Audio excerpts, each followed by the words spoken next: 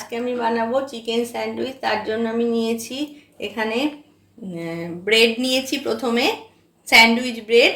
তারপরে চিকেনটাকে আমি নুন আর গোলমরিচ দিয়ে সেদ্ধ করে নিয়েছি, সেদ্ধ করে তারপরে ওটাকে ছাড়িয়ে নিয়েছি। আচ্ছা, এখানে পেঁয়াজ কুচি, গাজর কুচি, খুব ভালো করে গ্রেট করে গাজরটাকে কুচি করেছি, আর ক্যাপসিকামটাকেও তাই করেছি। আর নুন, গোলমরিচ, মেয়োনিজ, চিজ, স্লাইস চিজ, এই। এবার আমি এর মধ্যে চিকেনটার মধ্যে পেঁয়াজ কুচিগুলোকে দিয়ে দিচ্ছি, আর গাজর আর ক্যাপসিকাম কুচিগুলোকেও দিয়ে দিচ্ছি। এবার আমি এর মধ্যে 1 চামচ গোলমরিচের গুঁড়ো দিয়ে দিচ্ছি, 1 চামচ নুন দিচ্ছি। নুন বুঝে দেবেন, কারণ চিকেন সেদ্ধ করার সময় আমি একটু নুন দিয়েছিলাম, নুন আর গোলমরিচ, তাই জন্য পরিমাণ অনুযায়ী দেবেন। এবার আমি এর মধ্যে 2 চামচ মেয়োনিজ দিয়ে দিচ্ছি, বড় চামচের 2 চামচ দিচ্ছি এটা আমি। এবার আমি ভালো করে সবগুলোকে একসঙ্গে মিক্স করে নিচ্ছি।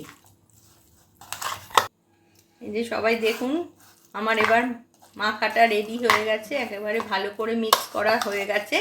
এবার আমি ব্রেডের ভেতরে এই মিক্স করাটা দেব।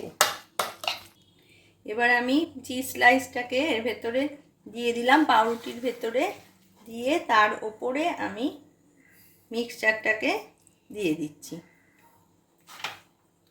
একটু ভালো করে স্প্রেড করে দিচ্ছি।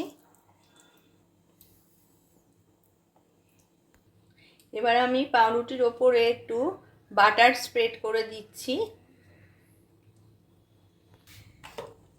এটা হচ্ছে আমার স্যান্ডউইচ মেকার। এই যে এটার ওপরে 2টো লাইট আছে, রেড লাইট আর গ্রিন লাইট। এটা হয়ে গেলে এই গ্রিন লাইটটা ইয়েলো হয়ে যাবে, তখনই বোঝা যাবে যে আমার স্যান্ডউইচটা কমপ্লিট হয়ে গেছে।